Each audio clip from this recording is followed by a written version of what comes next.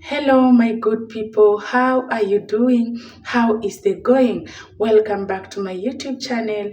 Let's learn with Teacher Hilda. Now, today we are going to look at something very much interesting. And for my people in Kenya, students in grade 8, today is your day. If you are in grade 9, you are in grade 7, this is the place to be for today. Now, we are going to do Kiswahili Fasihi today.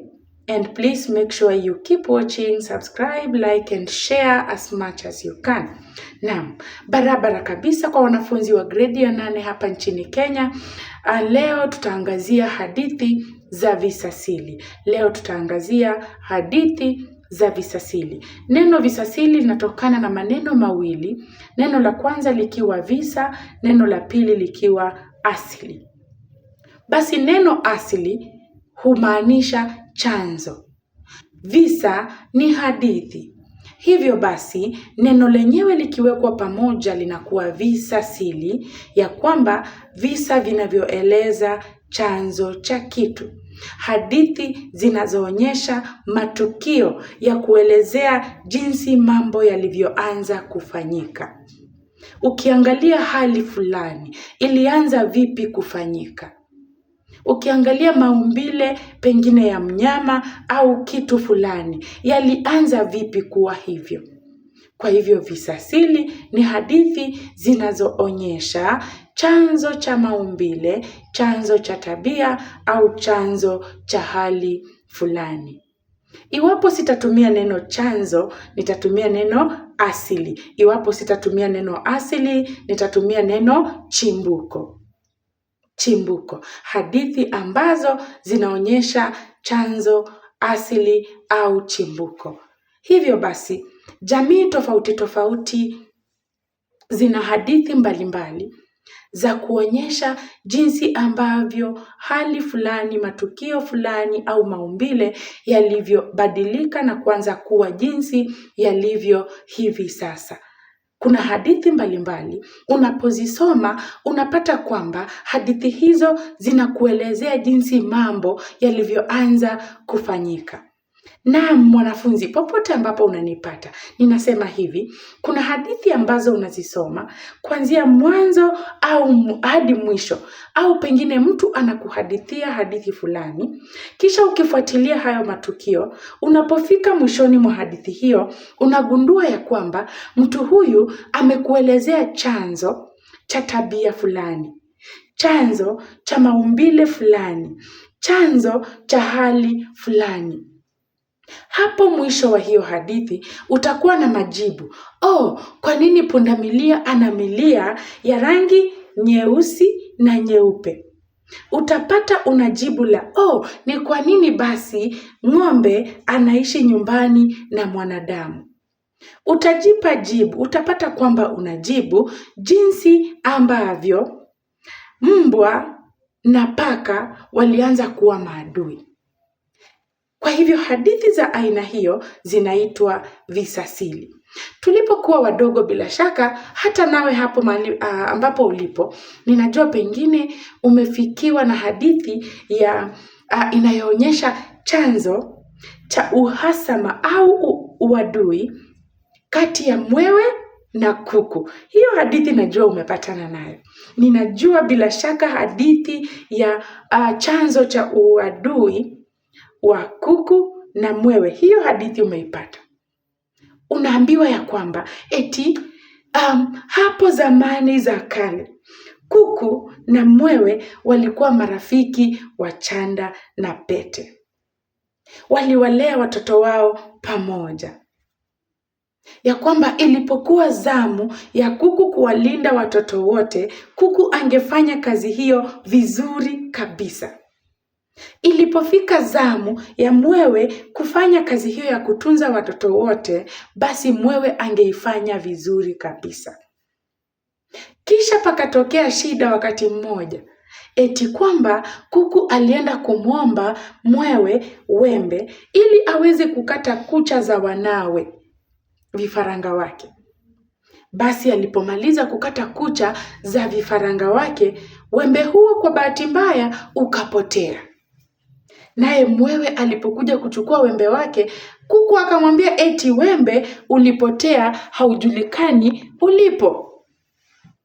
Naye mwewe akawa na subira kwa muda mchache, lakini alipogundua kwamba wembe huo huenda usipatikane, akamwambia kuku, hakikisha umeupata wembe wangu, la sivyo nitakuwa nikinyakua watoto wako mmoja baada ya mwingine, mmoja baada ya mwingine. Basi akampa kuku muda wa wiki chache. Kuku alipokosa kutimiza matakwa hayo, basi ikabidi ya kwamba mwewe aanze kunyakua vifaranga wa kuku mmoja baada ya mwingine, mmoja baada ya mwingine, kwani alimwambia kuku, hadi utakaponiletea wembe wangu ndipo nitakapokoma kunyakua vifaranga wako, watoto wako. Halafu hapo mwisho unapata hadithi za aina hiyo zinakwambia, tangu siku hiyo mwewe hunyakua vifaranga wa kuku. Tangu siku hiyo mwewe hunyakua watoto wa kuku mmoja baada ya mwingine.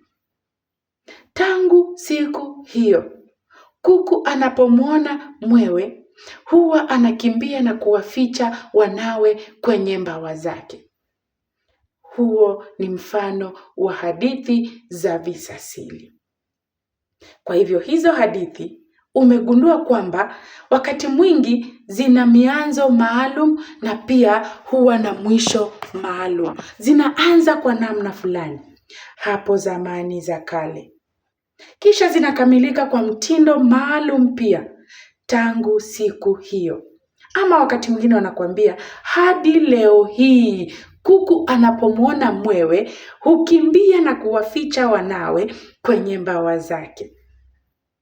Haya basi, mwanafunzi mpendwa, unapoendelea kunifuatilia, huo umekuwa mfano wa hadithi za visasili. Naam, ni kwa haraka zaidi, nitaenda kwa haraka sasa kwa sababu naona muda unanipa kisogo, sikutaka nipite dakika 10, lakini sasa nitaangazia sifa za hadithi za visasili. Sifa ya kwanza ni kwamba matukio katika hadithi za visasili huwa ni matukio ya zamani. Matukio katika hadithi za visasili huwa ni matukio ya zamani, matukio ya kale. Ndiposa umesikia katika hadithi yangu nikisema hapo zamani za kale kuku na mwewe walikuwa marafiki wa Naam. Kwa hivyo matukio huwa ya kale, matukio huwa ya zamani. Matukio katika hadithi za visasili huwa ya zamani. Sifa ya pili ya visasili ni kwamba wahusika huwa wa aina mbali mbali. Wahusika katika hadithi za visasili huwa wa aina mbali mbali. Kuna wanyama, kuna binadamu, utasikia sijui kuna miungu eti, kuna majitu, hata miti, mawe. Wahusika katika hadithi za visasili huwa wa aina mbalimbali. Mwanafunzi wa gredi ya 8, hayo ni maswali ambayo mara nyingi utapatana nayo kwenye mtihani, ama umepatana nayo, ya kwamba tambua sifa 4 za hadithi za visasili. Siku nyingine tutaangazia jinsi ya kujibu maswali hayo iwapo umepewa. Kwa sababu kwa hivyo basi hakikisha kwamba unanifuatilia na unahakikisha kwamba umepata kila video ambayo nitakuwa nikituma hapo kwenye mtandao. Sifa ya kwanza nilisema matukio huwa ya zamani. Sifa ya pili nikasema kwamba wahusika huwa wa aina mbalimbali. Wahusika katika hadithi hizi za visasili huwa ni wahusika wa aina tofauti tofauti. Sifa ya tatu ni kwamba hadithi za visasili huonyesha chanzo, huonyesha chimbuko, huonyesha asili ya maumbile, huonyesha chanzo cha maumbile, hali au tabia. Kisha mwisho, hadithi hizi huwa na mafunzo au maadili tofauti tofauti. Asante sana mwanafunzi popote ulipo, na wale wote ambao walikuwa wakinifuatilia. Tumefika mwisho wa mafundisho yetu kuhusu visasili. Endelea kunifuata ili tuweze kupata mengi kuhusu visasili. Shukran.